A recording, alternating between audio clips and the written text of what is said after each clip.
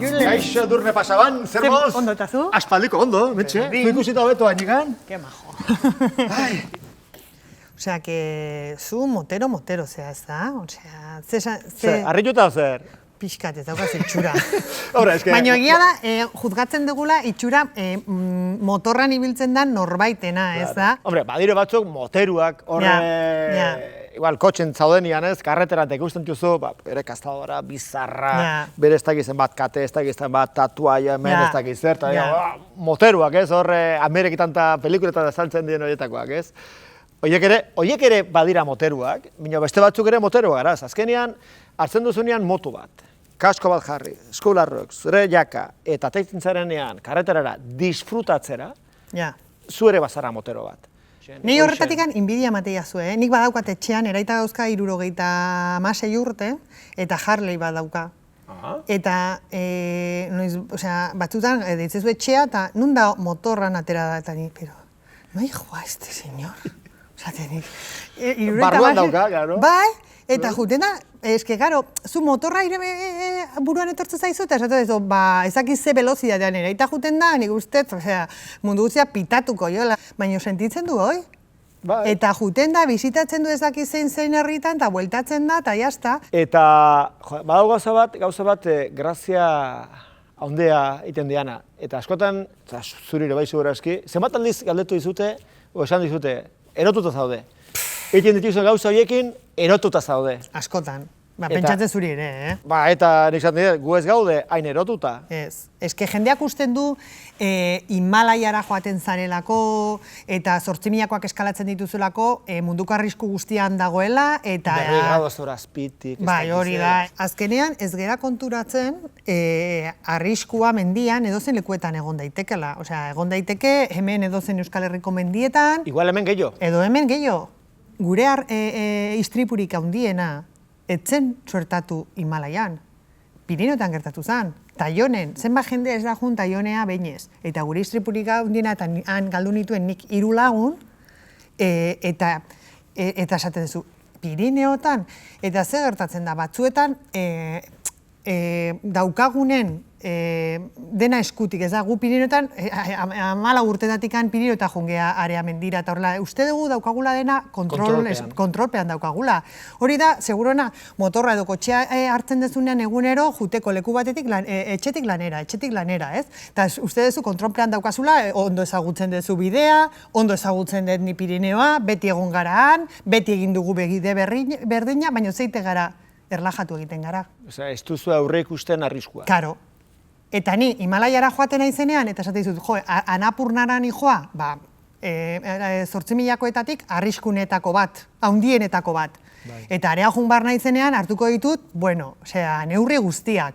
Abalantxakin kontuz ibili behar dugu ze ordutan atera, dena, neurri guztiak. Dagoza arriskua hitza, hemen. Eta zaude beti adi. Karo, eta gaina beldurra daukazu. Claro. Beldurra daukazu juteko, eta gaina beti esaten dut, beldurra ukitzea ez da txarra. Nik usteet motorran dabilen persona batek beldurra uki behar dula. Eta esatea beldurra daukazula ez da txarra. Zergatikan, beldurrak ukiko izulako, mantenduko zaizu alerta, ze gertatuko dan, nundik etorriko dan, arriskua, nundik ez. Eta gu mendira joan deganean, Himalaiara joan deganean, beti beldurra izan dugu. Eta horrek mantendu digu hemen. Beldurra edo errespetua. Askotan beldurrarekin jendia geratzen da blokeatuta. Beldurra kudeatzen ere jakin bar da. Baina errespetua. Hori da. Konstiente zarenean zer daukazun aurrian, eta aurren bar dizulako horri. Hori da. Eta batzutan, hain daukagu eskutik, egunero egin dugulako, egunero jungealako Pirineotara, edo egunero jungealako hemen txindoki edo Herniora edo erlako menditara, eta uste dugu ez zaigula inoiz hemen ezer gertatzen den arte. Arreta faltagatik. Arreta falta. Hori askotan gertatzen da igual iten duzunean bidaia luze bat, igual oporretan, ez? Joaten zea kanpora, eta kilometrok eta kilometrok, orduk eta orduk. Eta normalian, ja etxera iristen zarenean, gure kasuan, ja sartzen zarenean Euskal Herrira, edo Gipuzkura edo, ja itxinago. Eta zeiten duzu, erlajatu. Zure objetiboa da ondo pasa, baino etxera bueltatu. Eta gurea hori izan, ondo pasa, eskalatu, baino etxera bueltatu. Eta motorra eta kotxean ateratzen zarenean, berdin. Eta gaina, askotan egin ditugu horrelako gauzak, erakusteko bestei ze kapazak geran egiteko. Eta hori gaztetan asko pasatzen zaigu, eta konparazio hori ez da. Lagunak egin dua, orduan erenik egin dezaket, edo nijo nahi zaiteke abiadura horretan, eta motorrarekin egin dut ez dakizeko huelta, eta ez dakize asko erakusteko. Eta hori gazteri ere transmititu behar diogu ez dela horrela, ez? Jende hori gu bezala iritsiko da zaharragoa izatea eta konturatuko da ez zirela bide honetik ibili, ez? Eta orduan gazteri hori bai esan behar diogula, inorri ez diozu ezer demostratu behar, ze eskalatzaile ona zean, ez ze motorista ona, ose gidari ona zean, ez da? Eta gutxigo motorran edo kotxean ibiltzen balin bazea, ze azkenen zure bizitzarekin jokatzen ari zara, mendian zure bizitzarekin jokatzen ari zara, eta horrek balio du. Eta azkenen demorarekin kontuatzen zea, hemendikan Bilbora egurra manda, edo normal junda, zenbateko aldea da. 15 minutu, 20 minutu. Nahi egot galdo bizitzan 20 minutu, bizia segundazien baino. Hoi da. Konstienti izan bargea, bizitzak segundu batetan aldatu daitekela, eta segundu hori guk ez daukagula kontrola, eta baloratu behar degula. Taki sensazio hori daukazun, kotxean ez dago hainbeste motorra eta arriskua beti jundia batera, nahiz eta kotxea eta arriskua ere dihoazte, baina beti junda gertugo horrekin ez. Baina ez dut egin bat dela, kotxik eta baute bera arriskua, eta motuk eta baute bera arriskua. Baina azken egin da uste dut abilezia eta perizia. Eta nik uste dut, gauzak uste dut zerbait aldatu behar diela, eta jatzen zu karneta, eta, egiten duzu teoriko bat, behar dena, pixka jakiteko seinaleak eta hori dena, motorra eta hori iztak izarterako balio du, arazo bat izan ezkero, deitzen zu segidan grua eta talerrea, orduan mekanikorako ez duzu ikasi behar. Baina, eta ematen dizute karneta, perfecto. Eta jende askoak uste du, karneta bat izan da, horrekin jadeneina da, hola. Eta ez, hori da hasiera. Azkenen behar duzuna da perizia. Eta nire uste dut garrantzitsuna dela, ez bakarrikan motuan, eta kotxean ere bai, jakitia zer den abiadura. Eta kotxe eta motua gelditzen ikastea. Ze abiadura hartzea oso erraza da. Sakatu azeleadorea eta kitxo. Ja, baino frenatzea. Hoi da zailena.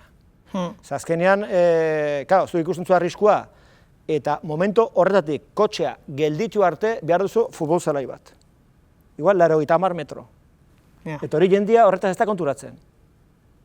Orduan, ikusten duzunean, hori zer dagoen, nik orduz deroztik, nik ez dute aurreko horren ipurti aukitzen. Nik beti mantentzen dut distantzia.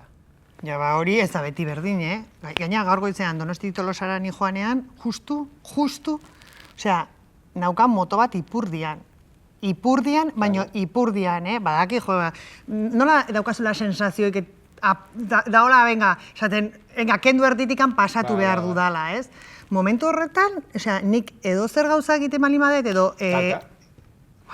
nire Ipurdian sartzen da. Fijo. Orduan, hori bai ez motorran eta ez kotxean, ez dakigu distantziaren asuntoan nola da. Zer den abiadura hartzea badakigu. Baina gero kotxo bat gelditzeoko konbeniak. Eta ez da guztaba berdina, lehorrean kotxo bat gelditzea, edo karretera guztieta baldin badago, edo bihurgune batian, eta askotan da segundo bateko zera bat. Segundo batean hartu bartzu erabaki bat. Orduan, jaten zera kotxean, eta ikusten zure burua, pixka babestuta, ez? Dena metalikoa, ez dakizer, zen gauza gertatzen bada, pixkate babestu banago. Jaten zarenean motuan, ez daukazu, juston da, hemendikan bera daukazu motorra. Eta hemendikan gora ez dago zer, aldamenetan ez dago zer. Edozen erorketa, edozen golpe, kotxe baten kontra do, jai daukazu, agur. Ateratzea? Hoixen, ez zaituzte ikusten, baina motua probatu nuenean karreteran, horretaz konturatu nintzen.